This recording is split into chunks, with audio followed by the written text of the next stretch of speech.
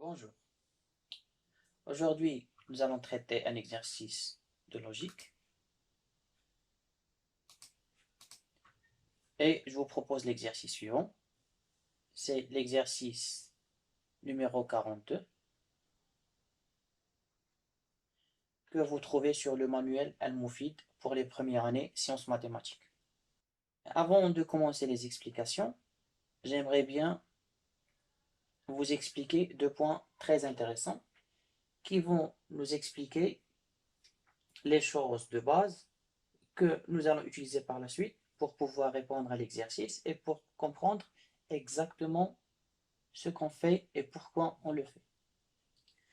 Alors, je commence avec la première proposition.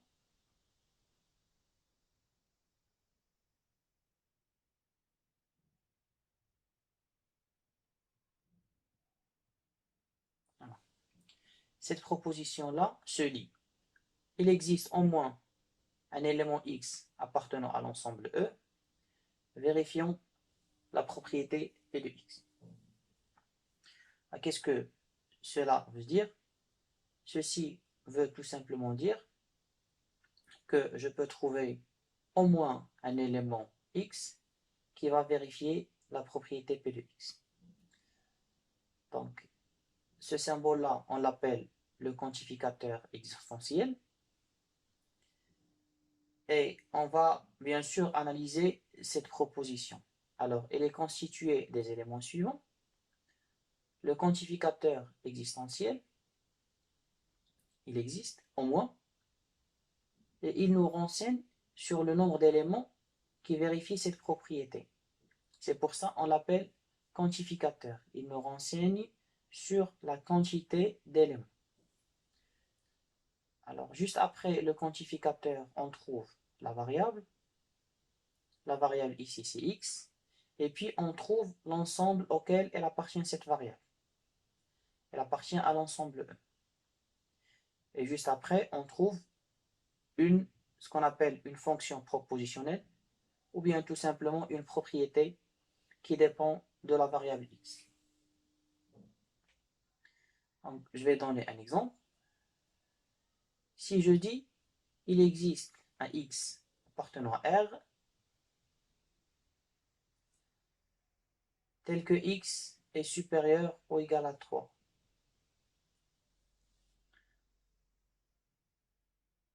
Donc, est-ce que vraiment je peux trouver un nombre réel x, qui appartient à R, qui est supérieur ou égal à 3? Bien sûr, si je prends x égale à 4, alors d'une part, 4, il appartient à R, il vérifie cette condition, et puis 4 est supérieur ou égal à 3. Donc cette propriété-là est une propriété vraie, ou bien une proposition vraie.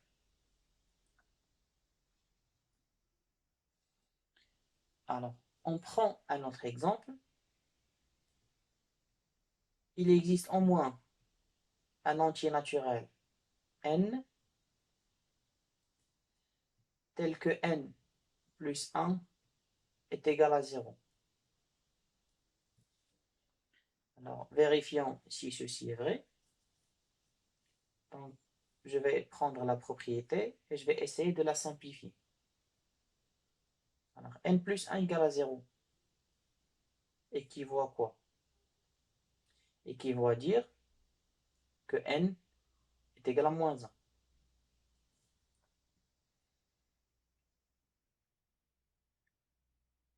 Donc, un élément n qui vérifie cette équation est forcément égal à moins 1.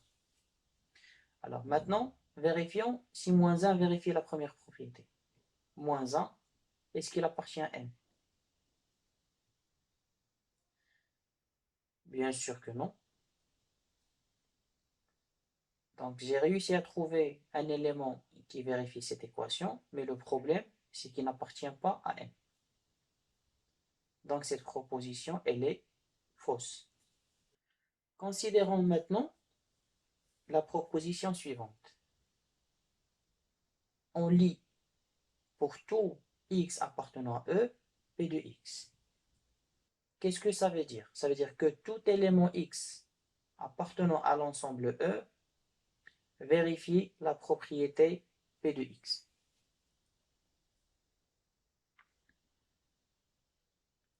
Donc, je prends des exemples pour illustrer. Si j'écris quel que soit x appartenant à R,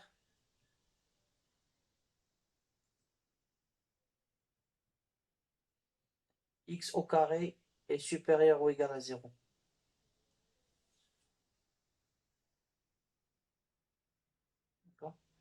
Donc, x carré est supérieur ou égal à 0, c'est ça la propriété.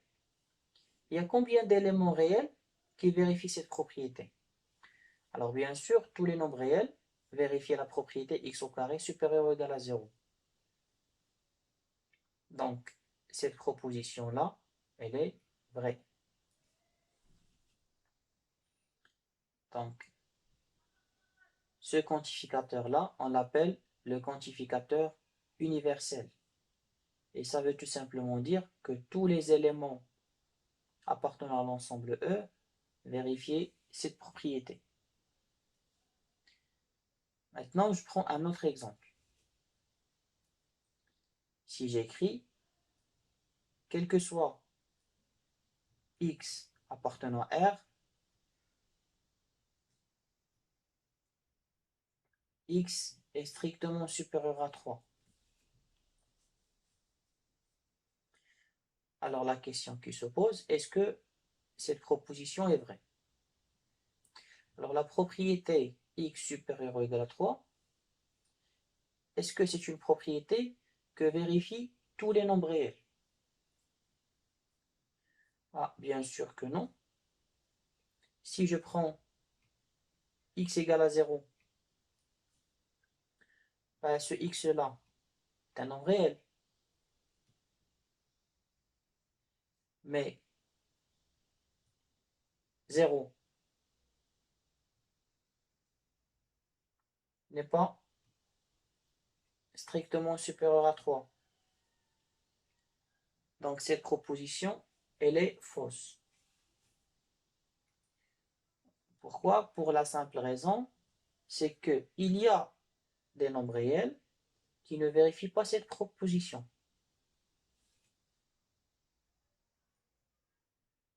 Donc, la proposition, elle est fausse.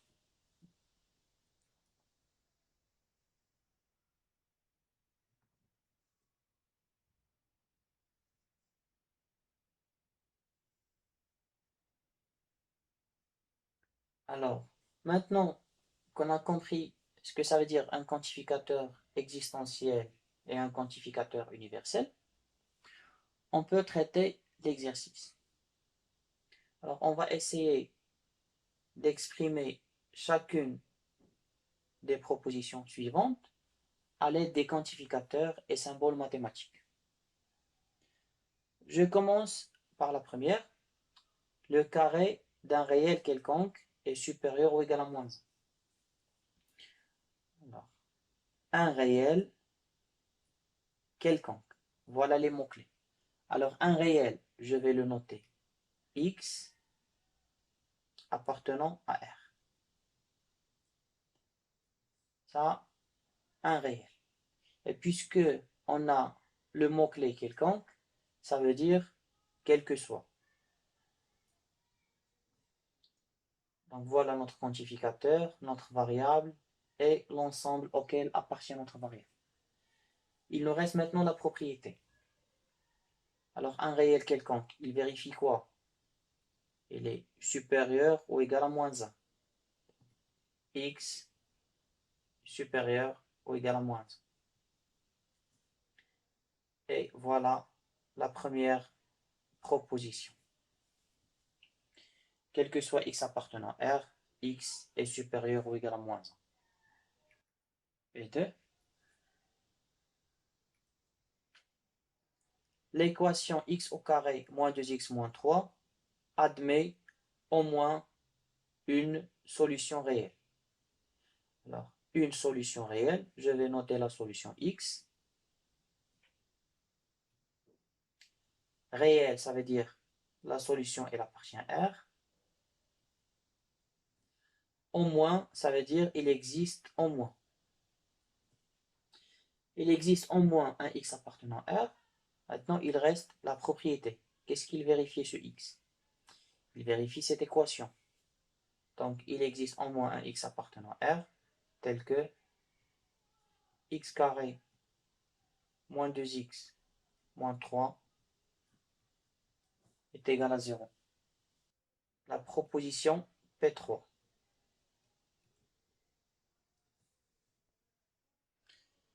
Certains réels, donc réel, ça veut dire X appartenant à R. Alors le mot-clé certain, ça veut dire quoi? Ça veut dire un ou plusieurs. Donc on utilise le quantificateur, il existe au moins. Il existe au moins un réel. Qu'est-ce qu'il vérifie? Strictement supérieur à leur carré. Donc x, il est strictement supérieur à quoi? À 100 carré, c'est-à-dire x au carré. La proposition P4. Aucun entier naturel. Alors, entier naturel, je vais le noter n. Et puisque c'est un entier naturel, donc je vais noter il appartient à n. Mais est-ce qu'on a un quantificateur qui peut traduire le terme aucun? Bien sûr que non. Aucun, ça veut dire zéro élément. Mais zéro élément, c'est la négation de tous les éléments. Donc on va mettre quel que soit. Quel que soit n appartenant à n, aucun entier n'est supérieur à tous les autres. Donc, si je prends un entier quelconque, il ne peut pas être supérieur à tous les autres.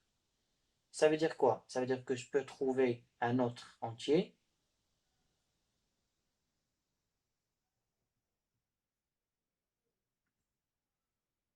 m tel que n n'est pas plus grand que m. C'est-à-dire n n'est pas supérieur à m. Donc n inférieur ou égal à m. Donc le sens de la proposition P4, ça veut dire que si vous prenez un entier naturel quelconque, bah, il existe sûrement un autre entier naturel, que je vais noter m, et avec ce m-là, il va être plus grand que n. Donc j'insiste sur la chose suivante, c'est qu'il faut d'abord comprendre la proposition et à l'aide des quantificateurs, on va essayer de l'exprimer. P5.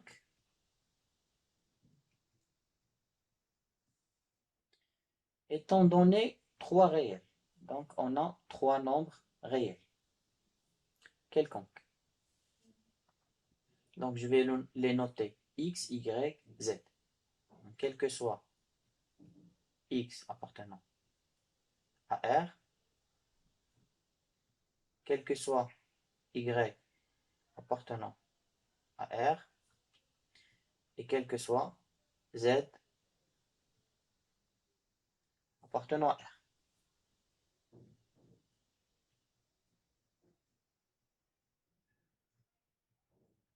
Alors, que vérifient ces trois nombres réels?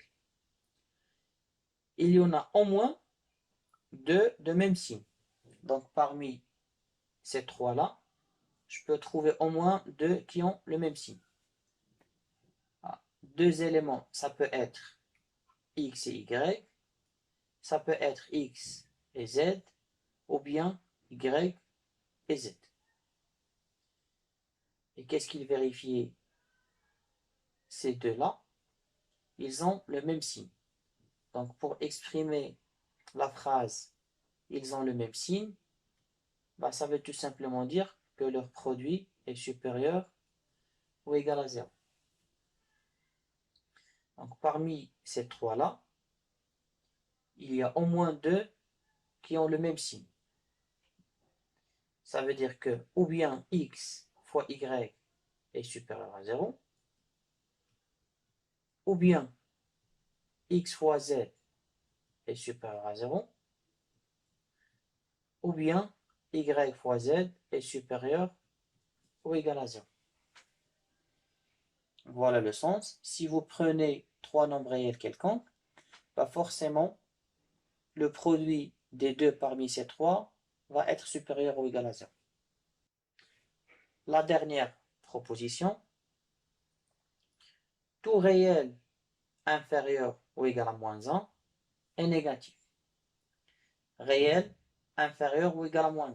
Ça veut dire réel, je vais le noter x. Inférieur ou égal à moins 1, je peux écrire comme ça, il appartient à l'intervalle moins l'infini moins 1. Et puisqu'on a le mot-clé tout, ça veut dire quel que soit. Ou bien sûr, je peux mettre x inférieur ou égal à moins 1.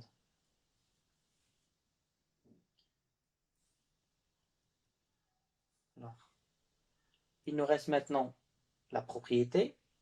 Tout réel inférieur ou égal à moins 1, qu'est-ce qu'il vérifie? Il est négatif. Donc, x est inférieur